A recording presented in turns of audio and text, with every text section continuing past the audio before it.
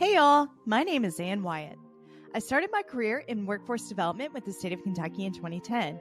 That experience ignited a deep passion for manufacturing within me. I started this show hoping to raise more awareness around the bright outlook manufacturing careers have. Join me as I sit down with some of the manufacturing industry's most successful changemakers and learn how they're partnering people with technology. It's time to give people more meaningful work. This is Workforce 4.0. All right, welcome back to another episode of Workforce 4.0. We are so excited today to have Lori Harbour here with us today. Lori is the president and CEO of Harbour Results, Inc., and she spends her time working and consulting small, medium manufacturing companies to kind of develop their talent and do things like career pathing, which is something that we talk so much about on the show. And she just wrote a book as well called Tradition Meets Transformation: Leadership Strategies to Revitalize Manufacturing. Lori, we're going to get into all of that today. We're so excited to have you on the show, but welcome. Do you want to give an introduction of yourself and get us started here today? Sure, I will do that. Thank you, Ann, for having me. I appreciate it. Well, I'm Lori Harbour, President and CEO of Harbour Results. I have been kind of in this consulting space for my whole career. So I've had the great fortune of starting my business through my father, Jim Harbour, who is now deceased, but he was really a manufacturing zealot who taught me pretty much everything I know. And hopefully I've taken a little further than that. And then started a business called Harbour Results in 2009. So our 15-year anniversary here this year with my partner, Scott Walton, and him and I are the ones who had the crazy thought about writing a book and really passionate about manufacturing in this country. And how do we keep manufacturing alive, and how do we get more people excited about manufacturing, starting in the young age of school and being able to really foster people into this space. And it's tough in today's world and in the economy, but we're continuing to fight the fight every single day. So we're excited to be here and share some thoughts with your listening group about how we can work to all build more manufacturing presence in this country. I love that. Yeah, I think that's something that we kind of really hit it off in our first initial conversation, was that we're both really passionate about manufacturing. I recognize that about you immediately. I was like, she lives and breathes it. And I do as well. I try to. And I thought that, your insights, especially working from an HR dynamic more so, is quite valuable to a lot of my audience here today. So I appreciate that. I'm going to get into more of that here in a minute. But, my first inaugural question for Workforce 4.0, Lori, do you like music? I love music. It is my passion. My daughter's in the music industry. So, Really? yeah. Yeah. Awesome. That's amazing. I'm a huge fan of music as well. And I've got to ask you, what is your favorite song or your favorite karaoke song? Oh, I don't do karaoke. My favorite artist, hands down, is Pink. Yes! Yes!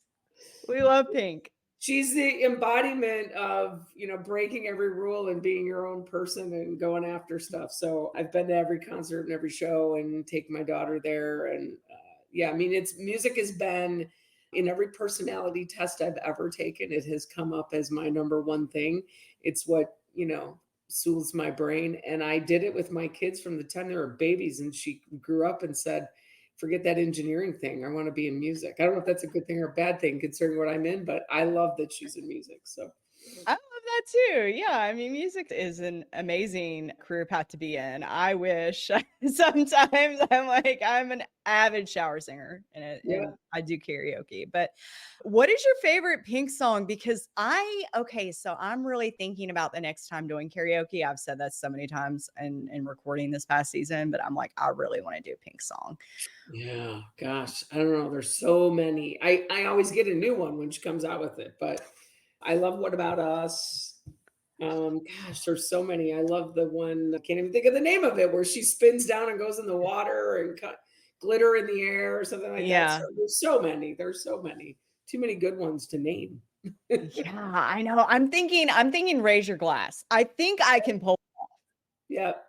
That's a maybe. great one too. Yep. Yep. Yeah, that's awesome. I love that. I love that you love Pink. You were the first guest on Workforce 4.0 that has come on and is like, "I love Pink." I love Pink. I love Yeah. Pink too. Well, I mean, she's a good role model for our girls to be who we need to be, and her music says that too. So it's cool. I love it.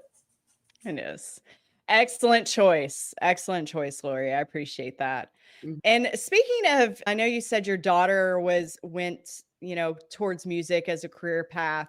And you're kind of in this role where you're more HR consulting at this point, but you didn't start out in HR from No, I frankly started out in manufacturing right out of the gate. My really quick story is that I ran around with my father when I was between 7 and 11. I ran around with him on every Saturday morning down to a Chrysler plant in the middle of Detroit. And he was the head of manufacturing, and he had to go check the plant every Saturday morning. So he took me with him. We walked the plant. I loved it. Every day I would get in the car on the way home and say, Dad, I want to be in manufacturing. I want to make stuff. And he would tell me, no, no, no, no, no. And finally, when I got old enough and smart enough to ask, I said, why? And he said, manufacturing is no place for a girl.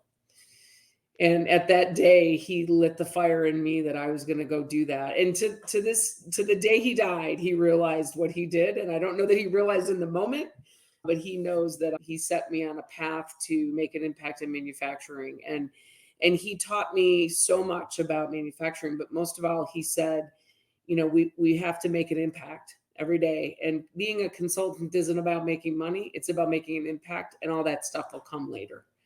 And that's just kind of the mantra that we have lived on. It's a value of our business, is just do whatever it takes to help people be better and teach them. And so we're still doing manufacturing today. I'm still in manufacturing all the time, but I'm really trying to make an impact in the labor side of things and in HR and how we view HR and yeah. how we get people excited about staying in manufacturing, because it's a tough environment. Today we're at 3.5% unemployment. The people can't find people that want to go into manufacturing.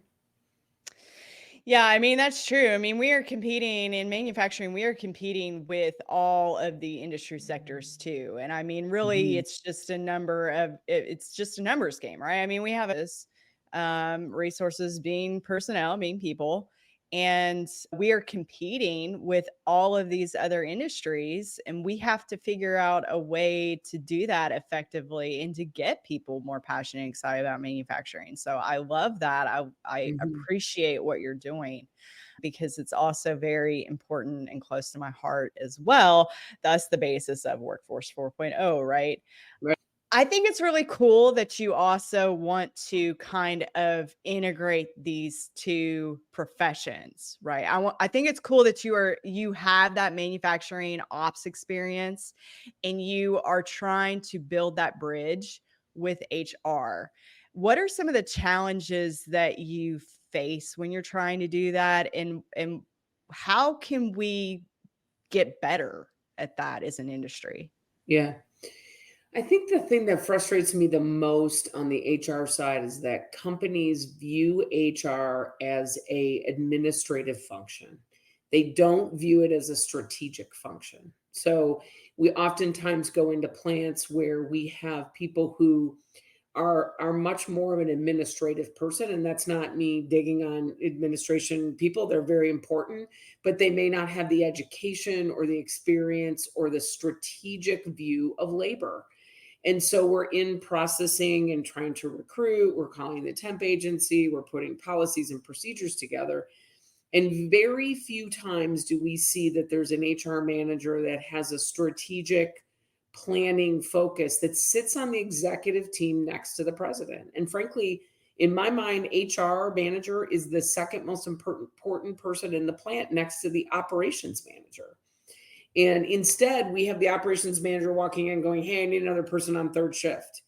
And not thinking about how do we develop a talent plan that says we have to train them, we've got to do skill development, we should do cross training. How do we take marketing and use it for more than sales? Use marketing to attract our people, Mhm. and most of all, I mean, I go into HR managers and I talk to them about these challenges. I had an example one day in Michigan of $100 million company. I'm talking to the HR manager and she said, I can't keep people. And I said, why? And she said, come with me. And we walked out on the floor and it was the dirtiest, darkest, dangerous place I had been in years.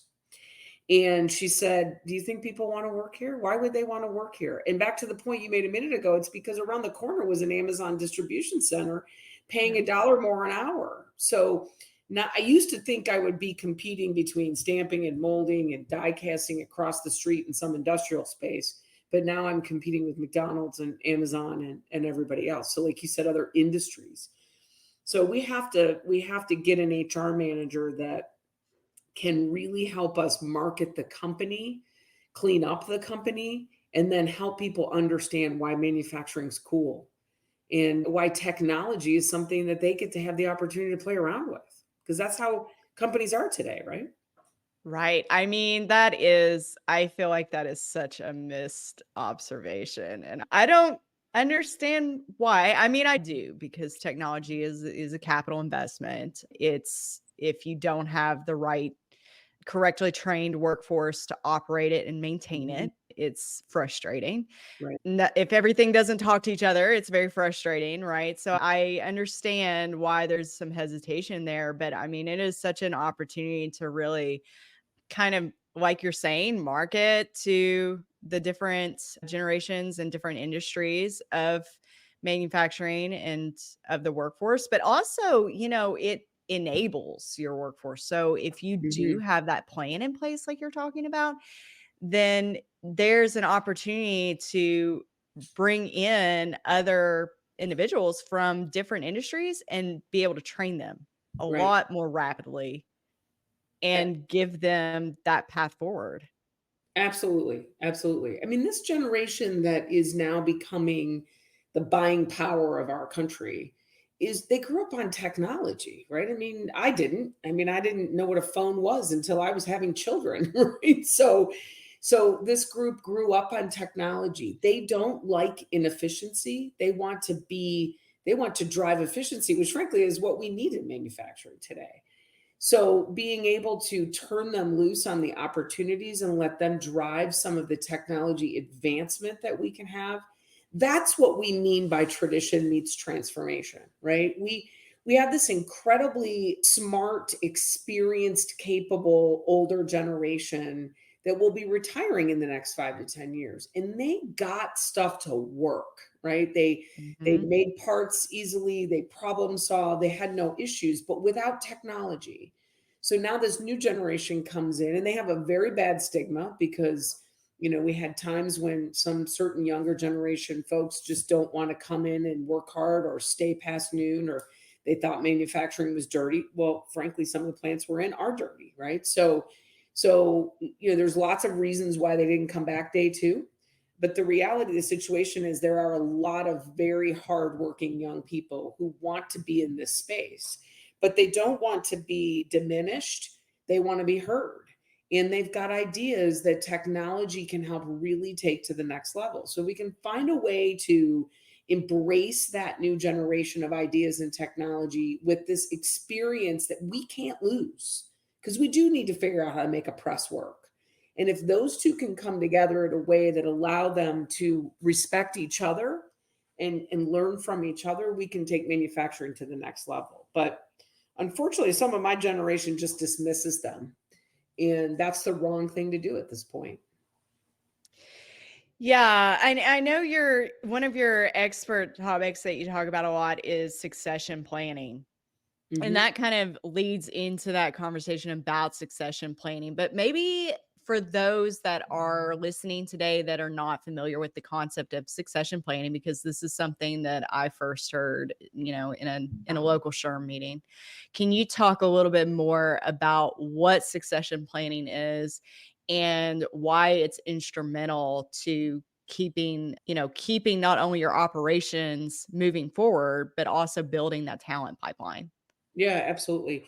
A lot of people think succession planning is just about making sure that there's somebody who's going to step in for the president when they retire or when something happens to them. I hear that a lot. Right. The truth of the matter is it goes all the way down the organizational structure. So the best example in the world I can share with you. So we had a client down in Tennessee, big stamper of metal parts for the automotive industry, and their entire engineering department got together and bought a lotto ticket. Well, they won to the tune of hundreds and hundreds of millions of dollars. Well, guess who didn't show up the next day? All 16 of their engineering department. It's called the 20, I think it was, called the Tennessee 20. They won and they all retired because they got millions on an individual basis. So that whole company got upended and there was no succession plan around who was going to take on these roles. And so we've had clients who have had unexpected deaths of engineering managers or ops managers. And if we don't have someone that we're bringing up in the organization, it creates a major hole in the company. But more importantly, and I know that's an important thing, but I guess in addition, maybe not more importantly, is that you're bringing in these new, younger generation people who have ideas and capabilities. And we need to link them with that experienced person. Let that experienced person teach them the how do I get the press running, the how do I do critical thinking and problem solving when we've got an issue here. You understand the data. I don't. So you bring me that, but then I'll teach you how to read that data and how we then react to that data. That's how we bring this next generation into operations and into manufacturing and get them excited about it because we listen to them. We don't disrespect them and we bring them in. That succession planning is the only way these companies survive long term in an environment where our industrial base is being attacked by low cost countries. And if we can't attract them and bring them in, then we won't survive long term. We'll eventually just have to close the doors because we won't have enough of the next generation to run the plant after everybody retires. Yeah, I mean, that's a really valid concern. And I mean, there have been use cases where I think that's happened.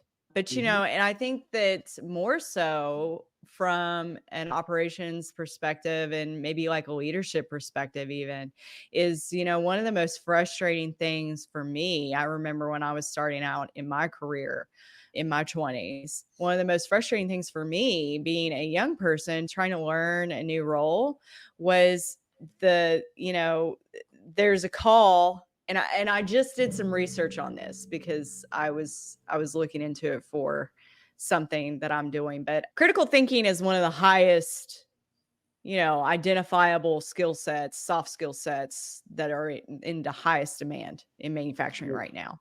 But I think that we take it for granted in the fact that we kind of expect that Mhm. from younger people. And Right. I think one of the most frustrating things for me being younger in my 20s, starting out in a career was not, experience adds a lot to that critical thinking. Mhm. And so, for me, I think we have to really have a conversation about like critical thinking is development. Mhm. I agree. No one in their 20s is going to come in your front door and start working on your plant and necessarily have that ability to critical think, and Right. kind of I want to know what your thoughts are on fostering that skill and Yeah. how we do that successfully. Yeah, I mean that is I agree with you completely, probably the biggest opportunity for future growth. And the problem with our legacy companies, or what I call tribal knowledge companies who are not accepting the younger generation, is that they're not doing that critical thinking, or they're not making it they're not making it capable to do. In other words, they're not setting the environment or the culture in place to drive it, right? So some of the best companies we work with, their ownership has said, look, we're going to have, regular creative thinking discussions. So some of them will have a once a month or once a week kind of lunch in the lunchroom, and bring in pizza and bring in a cross section of the team, some of the older generation, some of the newer generation, and ask some open-ended questions. What do we do really well here? What do we not do so well here? And get the feedback from both sides of the equation. So they're fostering an environment that allows for that. Too often, the problem in manufacturing is, all right, we run through the plant going, we got a problem, we got a problem, we got a problem, we got to solve it. And They run without thinking about what the best ways are, instead of pulling the team together, stepping back and saying, hey, I don't have the answer here. And that's really driven by leadership. Too often leaders believe they have to be the smartest person in the room, Mm. and they don't. They just need to bring together the people who are smart and let them, foster an environment that allows them to have the discussion. And it also means when you have that discussion with the experienced and the not so experienced, we have to make sure that we coach the experience that no idea is a bad idea. We have to be open-minded to what comes out, and we have to seek to understand. So ask questions and learn from both sides. If we don't allow the younger generation to look at the data and go, well, gosh, this doesn't seem right. What if we do this? If we just go, oh, we've tried that, it doesn't work. We're not fostering creativity. So we have to set ground rules, have meetings, bring the generations together. And there are ways to teach the younger generation techniques of creative thinking, but you're right, they need experience. But we always joke in consulting that the only reason that we feel capable to stand on the stage, or even when we wrote the book, was to say we've made so many mistakes that we're showing you what mistakes we made, so Yeah. that other people hopefully learn from that, right? Yeah, no, that resonates for me as well. Yeah. I mean, and that's an important piece of it. And realizing not only that, but recognizing coachable employees Hmm. as well. But no, that's great stuff. And I appreciate that. Going back kind of to succession planning, that's kind of the basis of your book, Tradition Meets Transformation: Leadership Strategies to Revitalize Manufacturing. That's kind of the basis of your book, right? Right. What kind of inspired you to write a book? That's something that I would love to do one day, but I love the concept behind the book, and I'd love to know more what your inspiration was. Yeah. Well, as I sit here at my desk looking at a picture of my father, I have to say that that really was the inspiration. As he was nearing the end of his life, he said to me, you've done more than I did ever in the years that I did. And which isn't really true, but that was his feeling at the time. And he said, I want you to take what you've learned, and I want you to make a difference in North American manufacturing. And I want you to figure out how you can get the world to connect on hiring this younger generation. And so with that passion and my partner's passion about, sort of giving back, I mean, for us, it's never really been about consulting and making money. It's just not what drives me as a human being. It drives me, I kind of espouse to the Simon Sinek, what's your why? And my why every day is about making an impact in people's lives, right? So that could be in my work, but it could also be in my children, or in my relationships. So in doing that and in living that, it was really about how do we're watching every day and collecting data every day on our industrial base being attacked and losing companies left and right that just don't, third, fourth generation companies that just can't survive. And I don't want to give up this industrial base. It's what our country was built on. And it's what, when you look at the demographics of the younger generation, when my son, for example, who's now 30, growing up, we all pushed our kids to college. In the state of Michigan, Oh where yeah. I'm from, yeah, in the state of Michigan, where I'm from, 4 kids went to college. An average of four kids went to college, and I'm sorry, 3 to 4 kids went to college. One of them graduated. So we all sent our kids to college, but only one graduated. And a lot of those ones are not working in the field they went to school for. And our school counselors and our educators are driving that behavior as well. And I have a son who's a tool maker, and he's damn good at it. And he's good at it because that's where his brain was, right? It was not Mm. about learning and being an engineer, although in his head, he's a better engineer than I ever could have been, or any of the people I went to school with, because he sees in 3Ds and he knows how to make a mold, an injection mold. That's So, amazing. That's a really hard that's hard. That's a right. hard skill set to learn. Right. And in year 2 out of high school, he made 70 grand. When was that a bad career? Right. It's higher than the average that is made in the 70% of the population of our country. So that kind of stuff is what really led to our passion to make an impact. And as I see the industrial base slip away, I always joke, I got to try to boil the ocean, even though I probably never achieve it, but we got to have a big, hairy goal somewhere, right? I think if we all try that, if we all try to boil the ocean, then It could work. it could work, right? Right. I love that story about your son. Yeah, being a tool maker I mean, it takes a pretty high skill set. Yeah. And that speaks volumes about the opportunities for manufacturing out there for the younger generation right out of high school. Not everyone has to go to school. Right. I went to school. I was part of that generation. I did too. But I graduated with a degree in communications and public administration, Mm-hmm. and I recruit. So Yeah. Yeah. yeah, what do you do? Yeah. And I think school's important. Don't get me wrong. I'm very focused on that, but it's not for everyone. And there are so many good careers out there that really can build middle America and keep middle America strong. And I think we've got to refocus on that and make sure that our kids have good jobs. How do we engage the schools at that level without, in a collaborative way? Yeah. What do you think the key is? It's really tough. It's really tough. I've tried to talk to educators. I've gone around to certain schools. I'm actually, going to continue kind of a new strive of that later this year in doing some presentations on the book to show people where within the education system are we missing the mark. In my opinion, this is what I say in my presentations today about the book. I first asked the question, how many of you are in manufacturing? Everybody raises their hands because I'm in a manufacturing audience. How many of you have kids in manufacturing? That number cuts considerably, right? And then I ask, how many of you ever took your child into manufacturing when they were young? And then I tell my story about my father taking me to the Chrysler plant. We can't get them excited if we don't show them. And there's not a president, if you are an employee at a manufacturing company, there's not a president of your company that would ever say, no, you can't bring your child to work one day. So we need to do that. We need to, when we're recruiting, a lot of these companies have these, bring the young kids into work to show them. They recruit out of the community colleges. We need to bring their parents.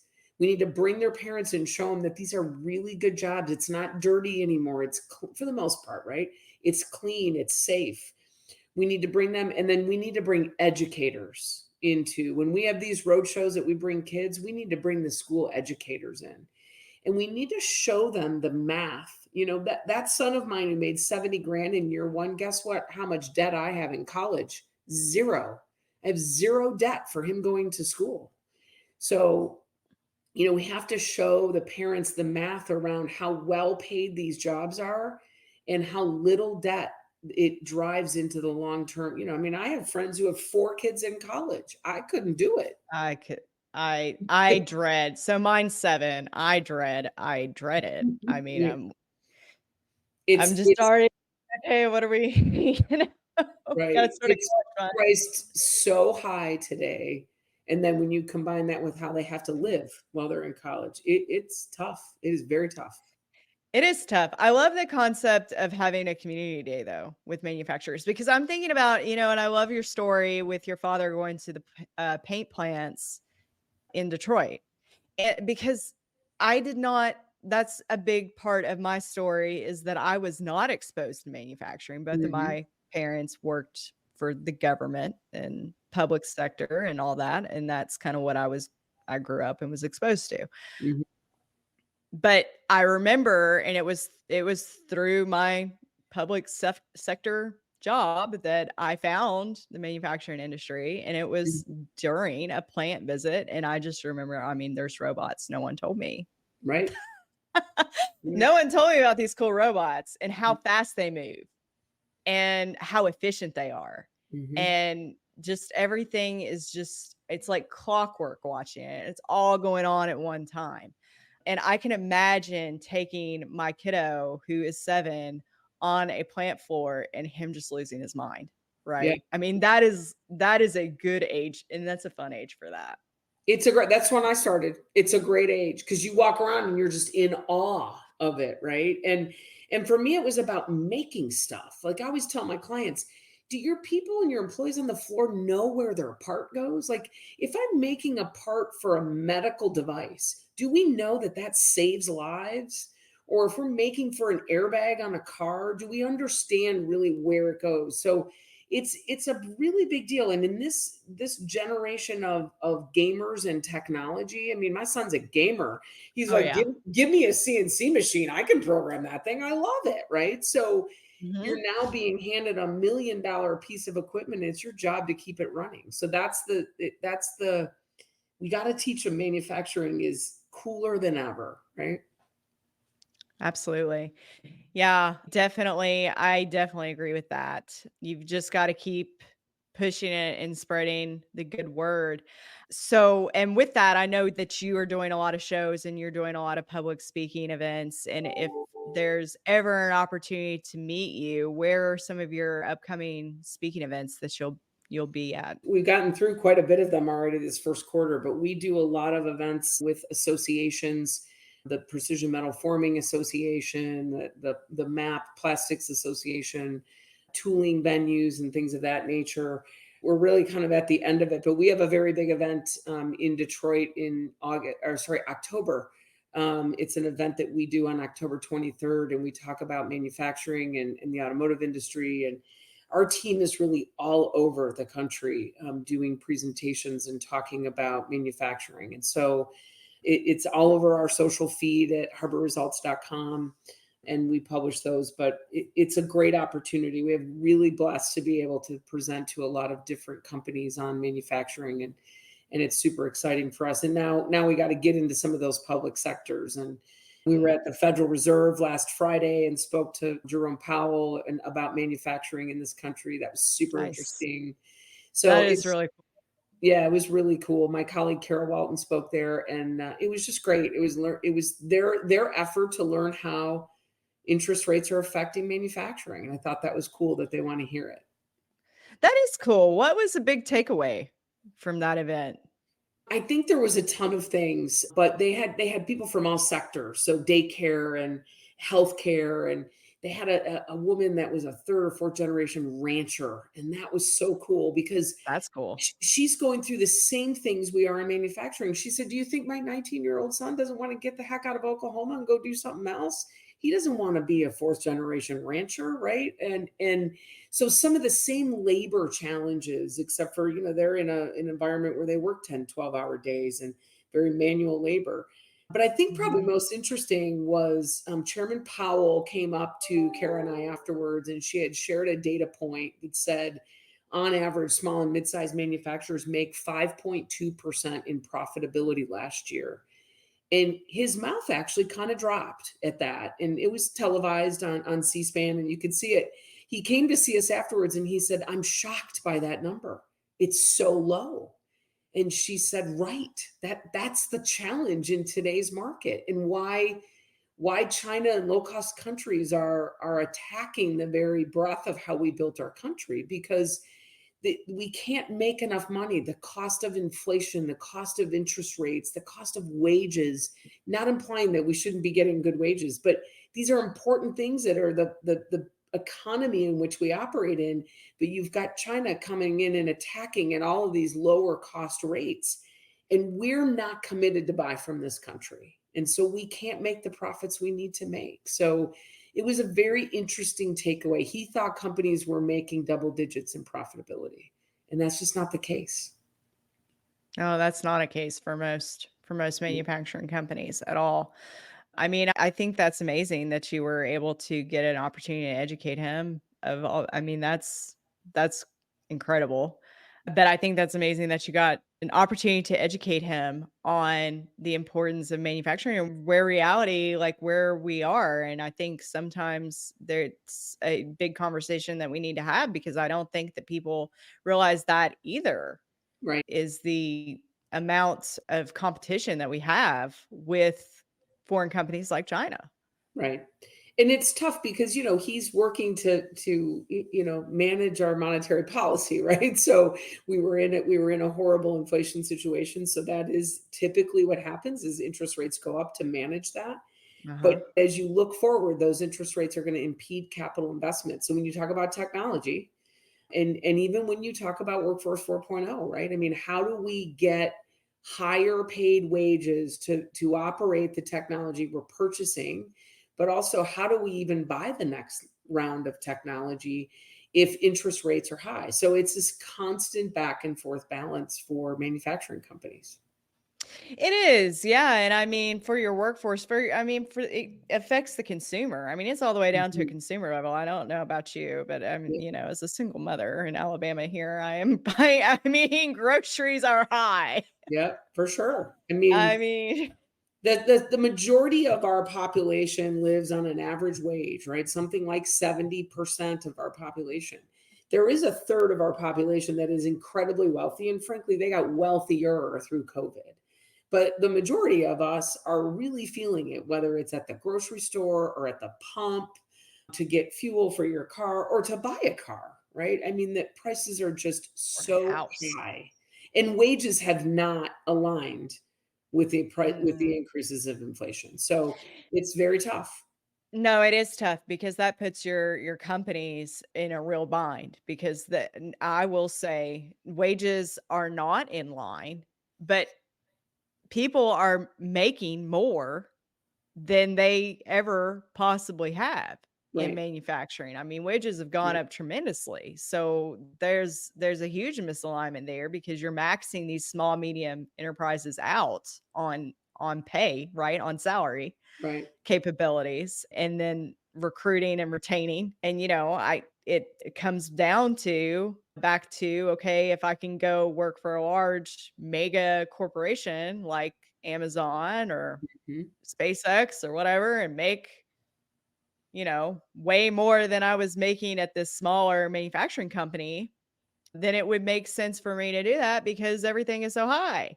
Right. I mean, for me, as kind of a small town girl from Kentucky originally, and seeing the economic impact that manufacturing can take, losing a plant and things like that, can take on a local economy.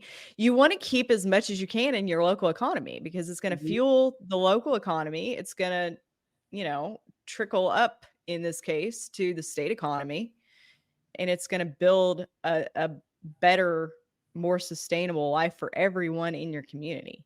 Absolutely. The best example of that's '08 and '09, and I'm from Detroit. So when the industry in automotive, not to say that it didn't around the rest of the country, but when automotive took a tank, 80% of Detroit and the suburbs around us are automotive based. Yep. The whole economy was in depression. We lost restaurants and bars and grocery stores and everything, right? And the city of Detroit, which was already had a bad name, got even worse, right? And so with economic boom between 2010 and 2021, the city has revived itself. But it's very critical, very crucial. And one thing we haven't talked about, but is so important to this labor piece is the culture of your company, right? Mm. And we have data that shows that people chose not to leave for another dollar more across the street because they knew the culture of their company was not what it was across the street. So, SpaceX or Tesla or some of these, Yep. or even Amazon, right? Lots of discussion about, yeah, I can make more, but do I love that culture? And is it a family where I feel comfortable and I'm not, being treated disrespectfully? So it's another core thing we talk about in the book is that if you can build the culture, it's a major retention point. Because if you can't always afford that extra dollar, you've got to have something else that keeps them there. What are some of your tips for building a better culture? Well, probably the biggest weakness is we start out right out of the gate. I mentioned one is clean your plant up. You don't keep your Yeah. house. You don't keep your house that way. Don't Yeah. if you walk in and go, I wouldn't let my kid work here, then you probably need to clean the plant up, right? So that's one of the first biggest things. Make yourself a showcase that you can put pictures on your website and you can market through your social media where these younger generation people look and go, oh yeah, that looks like a place I'd like to work. But the second thing is we kill it at the onboarding stage, right? So we bring them Yep. in and we go, here's your safety glasses. Dan's out there on press 3. Go see him and he'll teach you that's where you spend the rest of your day.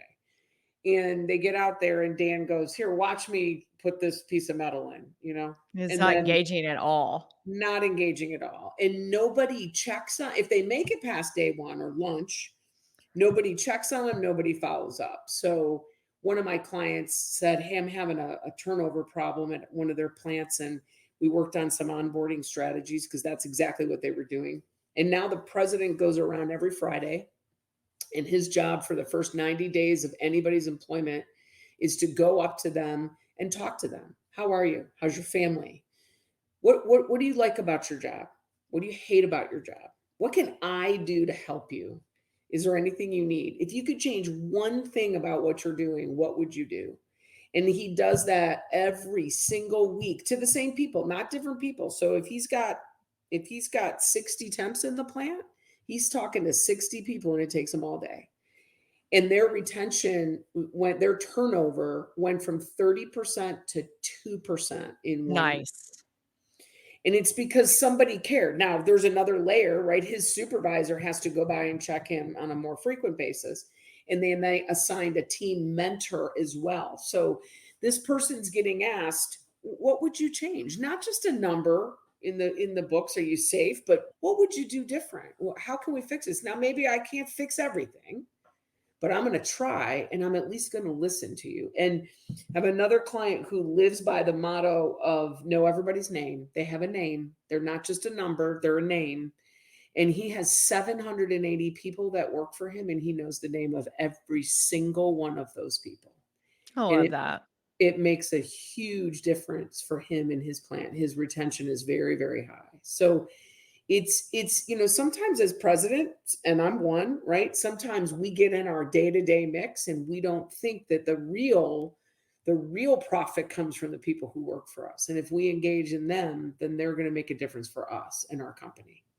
Yeah, absolutely. And that's a huge thing that can easily improve your retention rates is giving people that validation and that time Yeah, and that, accessibility exactly. from a leadership perspective. Hmm. And that's that's something that I like you said, that's hard to do and that's hard to accomplish, especially if you're the president of the company. But it comes down to, so I hear this a lot, it's not always about making everyone happy. Right. It's about the fact that you tried, Yeah, you know? that's right. Yeah. You Yeah. can't I make love that. everybody happy, right? You can't make everyone happy. But if you're there and you're asking and you're listening and you're validating people, because we are all people, Right. Right. with feelings, that goes a long way. Well, and it goes back to that not having to be the smartest person in the room. I mean, Mhm.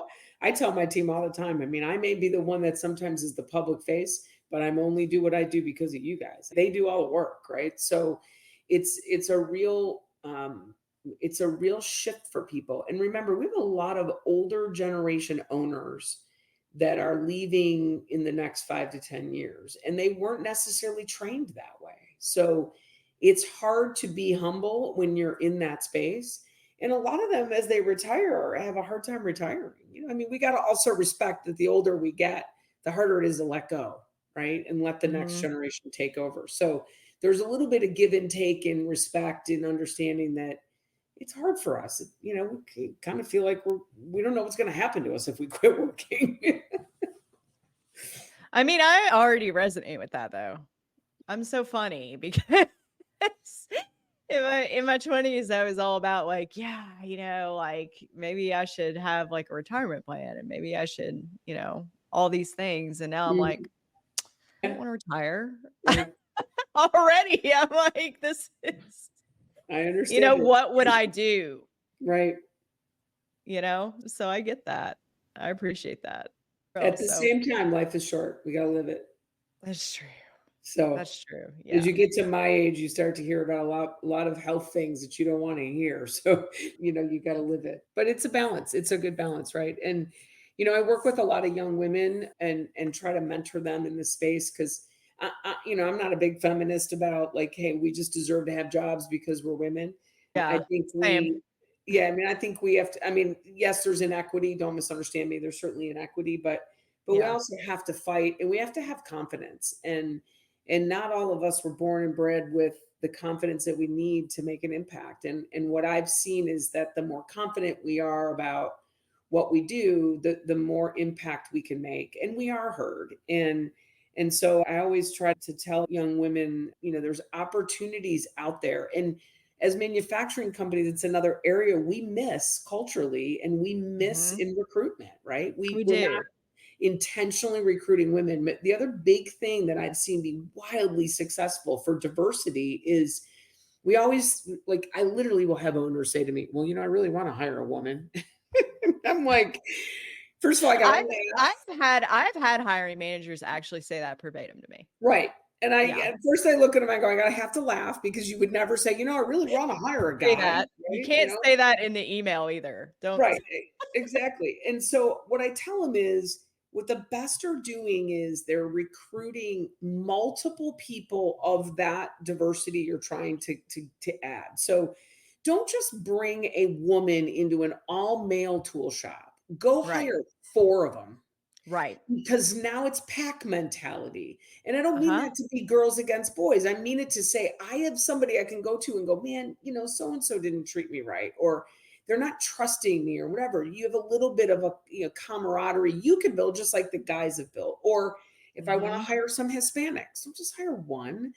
Go recruit in that space and bring them in together.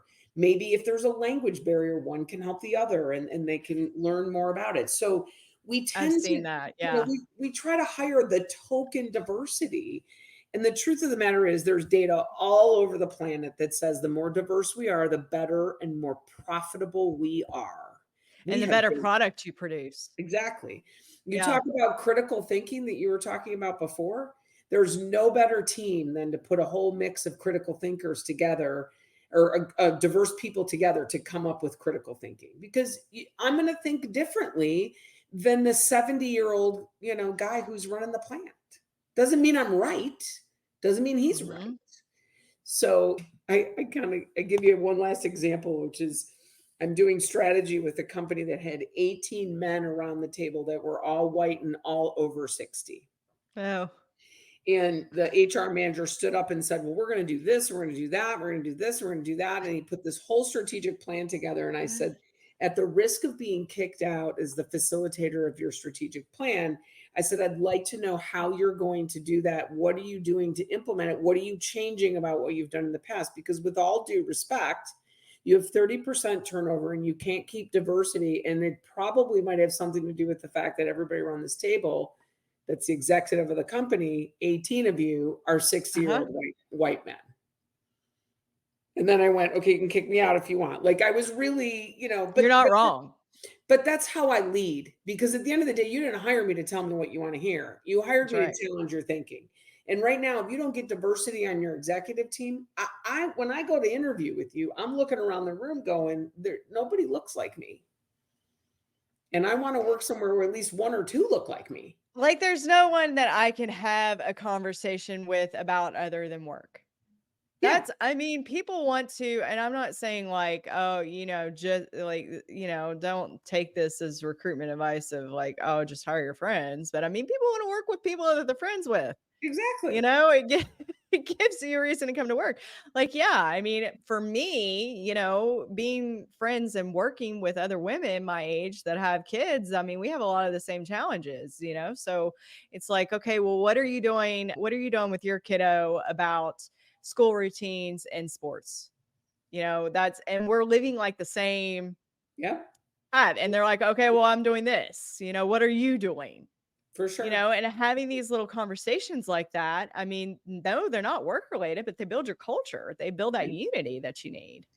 The last round of interview to come and work at Harbor Results is that we take you out to break bread with you, meaning dinner or lunch or Mhm. something. And I always ask my team before we give an offer, can we go have fun with this person?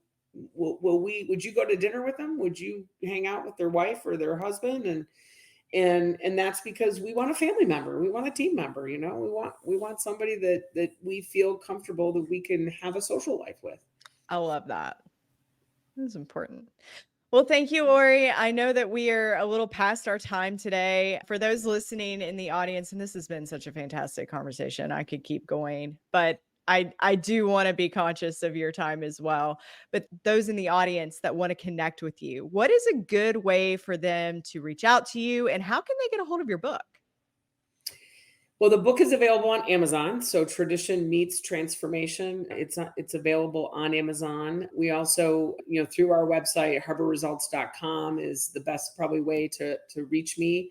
I, take phone calls and emails all the time. I don't keep anything private. I love to talk to people and learn from people. So you can always get a hold of me through our website. And I hope people will engage in the interest of the book. I mean, there's a lot of great stuff about how we can work together. It doesn't have all the answers, but it's certainly moving us in the right direction. Excellent. Are you on LinkedIn? Is that a good way to connect with you as I am well? I am on LinkedIn. Yes, absolutely. Okay. I'm a very avid user of my LinkedIn and try to work hard to post manufacturing that's cool and opportunities there. So both Harbor Results is on LinkedIn as well as Lori Harbour on LinkedIn. So I love that so much. Okay. So if you're listening, you want to learn more about Lori, connect with her on LinkedIn. Thank you, Lori, so much for coming on and doing Workforce 4.0 today. I really appreciate it. I know you're super busy traveling and doing all that fun stuff, advocating and lighting fires about the industry that we love. But thank you so much for your time here today. no problem. Thank you for having me. I appreciate it. All right. And for everyone listening, we will see you next week on Workforce 4.0.